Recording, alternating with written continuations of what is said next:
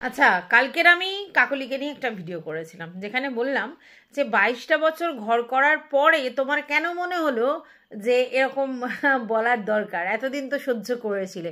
তো কাকলি মনে হচ্ছে আমার ভিডিওটা দেখেছে, মনে হচ্ছে, কারণ আমি তো ট্যাগ করেছিলাম, দেখলে দেখতেও পারে। তো যাই হোক, সেখানে কাকলি তারপর একটা কমিউনিটি পোস্ট দিয়েছে, 22 বছর পর মুখ কেন খুললাম। ঐশ্বরিক শক্তি অথবা আত্মশক্তি, নয় হচ্ছে ও বলছে ঐশ্বরিক শক্তি মানে ভর করেছে, আর নয় নিজের আত্মশক্তি, তাই খুলেছে। আমি একগুঁয়ে নই, মানে বলছে যে আমি একগুঁয়ে নই, প্রয়োজন হলে সব ভিডিও প্রাইভেটও করে দিতে পারি, মানে বলছে যদি প্রয়োজন হয় তাহলে ভিডিওগুলো প্রাইভেটও করে দিতে পারি, তবে ফোর্স করলে বেঁকে বসবো। কে ফোর্স করবে? কে ফোর্স করবে বা কে ফোর্স করছে, এটা কিন্তু একটা কথা আসছে। ফোর্স করছে, কার কথা বলছে? ক্ষমা আমি অনেক আগেই করে দিয়েছি, ক্ষমা আমি অনেক আগেই করে দিয়েছি। কাকে ক্ষমা করেছে? হ্যাঁ, কর্তামশাইকে মনে হয় বলেছে আমাকে ক্ষমা করে দাও, তাই জন্যে, কারণ অন্যের কর্মের বোঝা আমি বহন করি না, তাই এত শান্ত থাকতে পারি।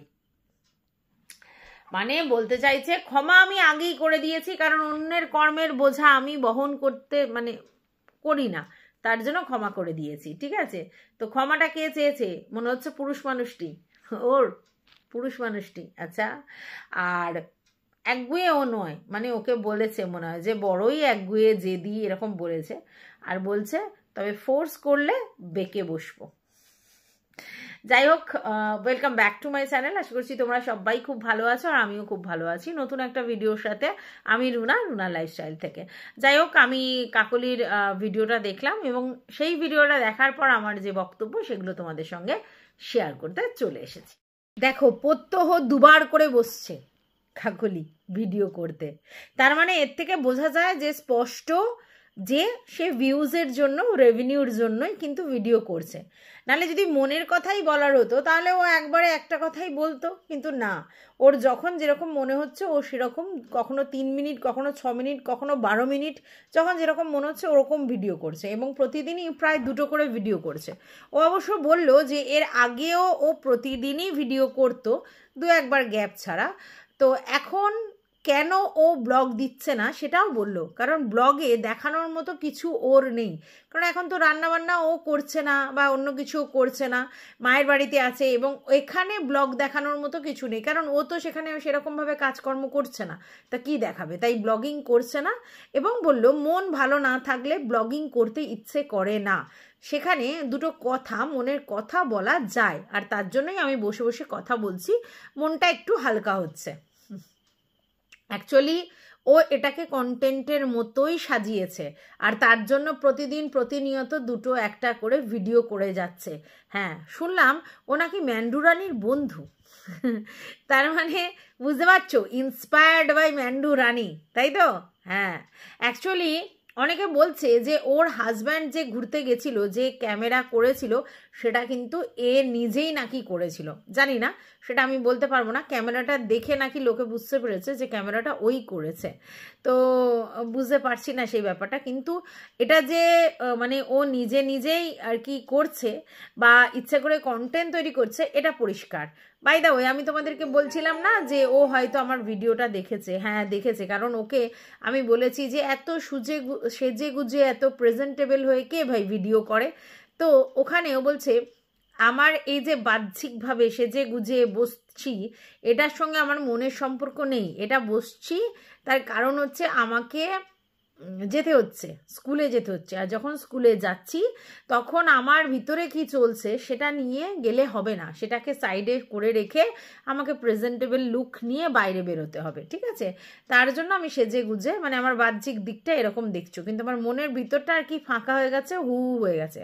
প্রথম কথা হচ্ছে যে 22 বছর পর যদি মানসিক বিধ্বস্ত হয়ে ও এরকম একটা ডিসিশন নেয়, সেখানে কিচ্ছু বলার নেই, কিন্তু বক্তব্যটা আমার সেখানে না, নিতেই পারে কেউ ডিসিশন, এবং সেপারেশন থাকার ডিসিশন নিতে পারে, অন্য বাড়িতে থাকার ডিসিশন নিতে পারে, নিজের মতো করে থাকবার চিন্তা করতে পারে, সব ঠিক আছে, কিন্তু তোমরা চিন্তা করো একটা প্রেম করে বিয়ে, এবং সেই বিয়ে থেকে তাদের যে আমাদের সমস্ত জিনিসপত্র দেখিয়েছে আর কি, ঘোরা বেড়ানো, থাকা খাওয়া, জন্মদিন অনুষ্ঠান, বিয়েবার্ষিক, হ্যানা ত্যানা সমস্ত কিছু সে পালন করেছে, ঠিক আছে।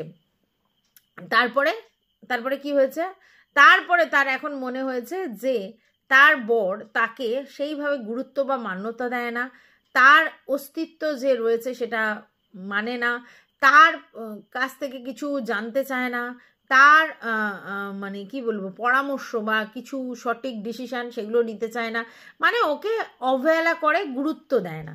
আচ্ছা, এরকম কতজনের সঙ্গে হয়েছে বলুন তো? এই রকম জিনিসের জন্য আপনারা দুম করে একটা ঘর ছেড়ে দেবেন? কারণ একটা সমস্ত কিছু ঠিকঠাক চলছে সংসার, হঠাৎ করে আপনারা ছেড়ে দেবেন, মানে ব্যাপারটা একটু অন্যরকম লাগে না? না, আমি কারোর চরিত্র নিয়ে বলবার জন্য এখানে বসিনি, কারণ আমি জানি না আমি কি করে তার চরিত্র নিয়ে বলবো, তো চরিত্র নিয়ে বলবার জন্য আমি বসিনি।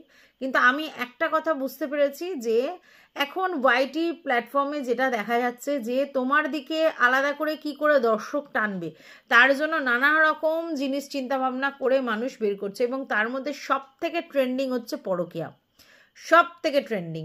এবং সব থেকে ট্রেন্ডিং হচ্ছে নয় বরের কথা বলো, নয় বউয়ের কথা বলো, মোটামুটি বিবাহিত জীবনটা ডিসমিস বা বিবাহিত জীবনটা টালমাটাল খাচ্ছে, এরকম যদি তুমি দেখাতে পারো তাহলে কন্টেন্ট খুব ভালো।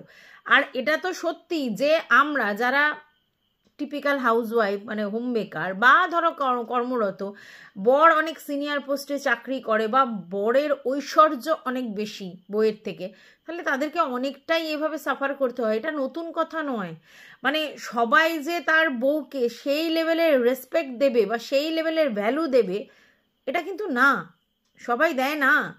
হ্যাঁ, তবে ভ্যালু নিজেকে তৈরি করে নিতে হয়, আদায় করে নিতে হয়, ঠিক আছে।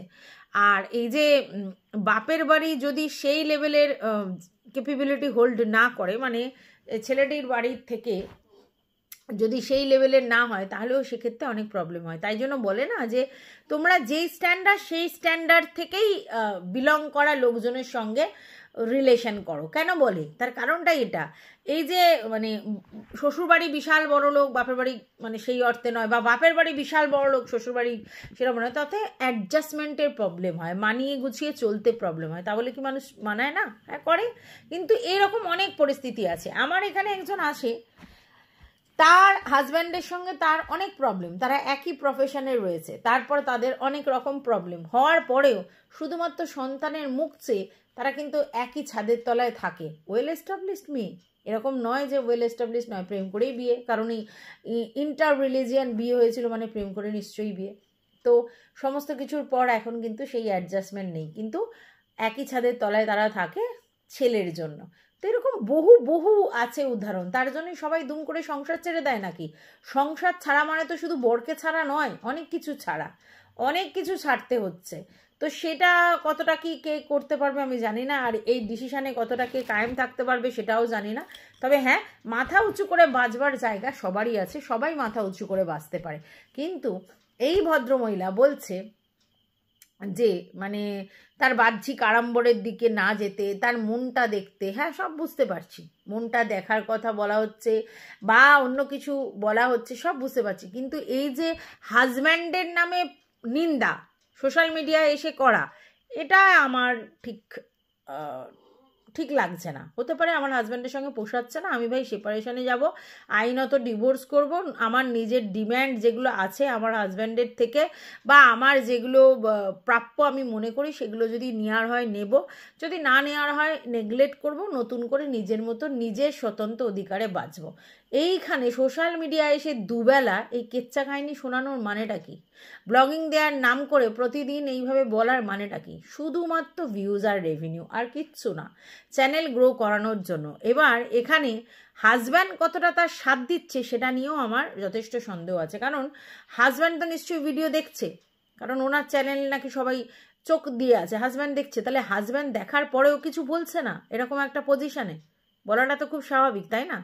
কি জানি, আমার তো এটাই মনে হচ্ছে। যাই হোক বন্ধুরা, একটা জিনিস ভালো করে বোঝো যে আমাদের এই সোশ্যাল মিডিয়ায় এমন হয়ে গেছে না, এখন নিত্য নৈমিত্তিক ফ্যামিলির অশান্তি ক্যাচরা তোমরা বাইরে দেখতে পাবে, ঠিক আছে? যেগুলো আমরা আগে কি করতাম, যে পাশের বাড়ির কি হচ্ছে পিএনপিসি সেগুলো দেখবার জন্য চোখ তাকিয়ে থাকি। এখন সোশ্যাল মিডিয়া এমন একটা জায়গা যেখানে প্রতিদিন ব্লগাররা ভালো মন্দ দেখাতে দেখাতে দেখাতে দেখাতে দেখাতে হঠাৎ করে তাদের ফ্যামিলির মধ্যে মিসআন্ডারস্ট্যান্ডিং তৈরি হলো, তাদের ফ্যামিলিতে আর জোট বদলো না, ভাঙা সংসার দেখানো শুরু হয়ে গেল, মনের মিল নেই, 22 বছর পর হঠাৎ করে একটা ডিসিশন, এসবই দেখছো। দেখো আমরা না একটা আমাদের নিজেদের অস্তিত্ব লড়াই, অস্তিত্বের সংগ্রাম সবসময় করি, কিন্তু তারপরেও আমাদের একটা জায়গায় গিয়ে অ্যাডজাস্টমেন্ট করতে হয়। এবারে বলছে আমি বহুবার অ্যাডজাস্টমেন্ট করেছি আমার প্রাপ্য থেকে বঞ্চিত না হওয়ার জন্য, এই করেছি ওই করেছি, সবই যখন করেছো, হ্যাঁ, নতুন করে তো আর কিছু করার নেই, তাহলে এই জিনিসটা সোশ্যাল মিডিয়ায় কেন আনলে এটা তো বুঝতে পারলাম না। এগুলো কি সোশ্যাল মিডিয়া আনার জিনিস? আরও তো ফ্যামিলির লোকজন আছে বা পাড়া প্রতিবেশী আত্মীয় স্বজন, তোমার কলিগরা রয়েছে, ওনার কলিগরা রয়েছে, এটা কি হচ্ছে? ভীষণ সিনক্রিয়েট হয়ে যাচ্ছে। সোশ্যাল মিডিয়া কিন্তু ছোটোখাটো জায়গা না, একটা বিরাট পরিসরে লোকে জানতে পারে। যাই হোক, সেই অর্থে কিন্তু কাকলির ভিডিওটায় রিচ হচ্ছে না, মানে ধরো ওর 50K সাবস্ক্রাইবার, সেই জায়গা থেকে ভিউজটা কিন্তু অনেক বেশি হওয়ার কথা ছিল, কারণ এরকম ধরনের ভিডিও করছে। তো ভিডিওতে কেন সেরকম ভিউজ হচ্ছে না আমি জানি না, তবে ও যে ভিউজের জন্য করছে এটা পরিষ্কার, কারণ তারপরে আমি যে ভিডিওটা করছি তারপরেও আজকের 2টো ভিডিও ওর অলরেডি করা হয়ে গেছে পাবলিশড, ঠিক আছে? সেগুলো আমি এখনও দেখে উঠতে পারিনি, দেখে নিশ্চয়ই তোমাদেরকে জানাবো। তো ঠিক হচ্ছে না, এটা ঠিক হচ্ছে না, তোমার আরও ভাবা উচিত। তুমি যা খুশি ডিসিশান নিতে পারো, নিজের মতো করে থাকতে পারো, সব ঠিক আছে। একদিন জানিয়েছো নতুন করে ডিসিশান নেবে, থাকবে, তবু ঠিক আছে। তুমি ডে বাই ডে, আজ কদিন ভোর তুমি একইভাবে ভিডিও করে যাচ্ছে এবং দুবেলা, কেন? ব্যাপারটা ঠিক অতটাও মানে ঠিকঠাক লাগছে না। যাই হোক, আমরা বললেই যে তুমি থেমে যাবে তা তো নয়, কারণ পয়সার মায়া বড় মায়া, আর পয়সার জন্য মানুষ এখন কত দূর এক্সট্রিম পর্যায়ে চলে যাচ্ছে সেটা পরিষ্কার বোঝা যাচ্ছে। তো যাই হোক, তুমি তোমার কমিউনিটি পোস্ট ভিডিওর মাধ্যমে অনেক কিছু বোঝানোর চেষ্টা করছো, কিন্তু এটা কতদিন তোমার এই কন্টেন্টটা থাকবে, এইভাবে বেচবে তুমি কদিন? তোমাকে তো আলটিমেটলি ব্লগিং করতেই হবে। মানে তুমি কি ধরে নিয়েছো যতদিন না পর্যন্ত তোমার নতুন করে সেট আপ তুমি তৈরি করতে পারছো, ততদিন তুমি ব্লগিংয়ের বদলে এরকম বসে বসে তোমার হাজব্যান্ডের এগেনস্টে কথা বলে বলে বলে বলে ভিউজ কামাবে এবং সেখান থেকে রেভিনিউ আর্ন করবে। যাক, তাহলে সেটা ভালোই বলতে হয়। একবার সব কিছুর পরেও তোমার ছেলের কথাটা চিন্তা করবে, আর এটাও চিন্তা করবে যে আমি ভিউয়ার্সদের যা যা দেখিয়েছি আজকের ডেটে, তাহলে সেইগুলো কি মিথ্যে ছিল নাকি এখন যেটা বলছি সেটা মিথ্যা হচ্ছে, সেটাও চিন্তা করবে। যাই হোক, এটুকুই বলার ছিল এই ভিডিওটাতে। তোমাদের যদি কিছু বলার থাকে অবশ্যই কমেন্ট বক্সে জানাবে। আর ওদিকে আমাদের ফুলমুন দেখে নিয়ে ভিডিও করার মতো কিছু হয়নি, কারণ 3 মিনিটের একটা ভিডিও দিচ্ছে। প্রতিদিন এই 3 মিনিটের ভিডিও দেখে ভাই কি কন্টেন্ট করব? হ্যাঁ, এ তো পিছন ঘোরাতে গেলেই 3 মিনিট হয়ে যায়। তো 3 মিনিটে কি ভিডিও দেয় আমি বুঝে পাই না। তবে হ্যাঁ, হাত কিন্তু লুক্কায়িত, হাত দেখা যাচ্ছে না, ফুলমন্দির হাত দেখা যাচ্ছে না।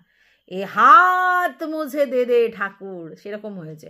তো ফুলমন্দি ঝেড়ে কাশো, কেন তোমার হাত দেখা যাচ্ছে না? হ্যাঁ, আর শুনছি ভক্তিবাবুও নাকি ভিডিও করেছে একটা, বিশ্বকর্মা পুজো করছে। কোথায় সেই ভিডিও? শক্তিবাবুর ব্লগে? আচ্ছা, শুনলাম। তো যাই হোক, এই ভিডিওটা এই পর্যন্ত রাখছি, টাটা।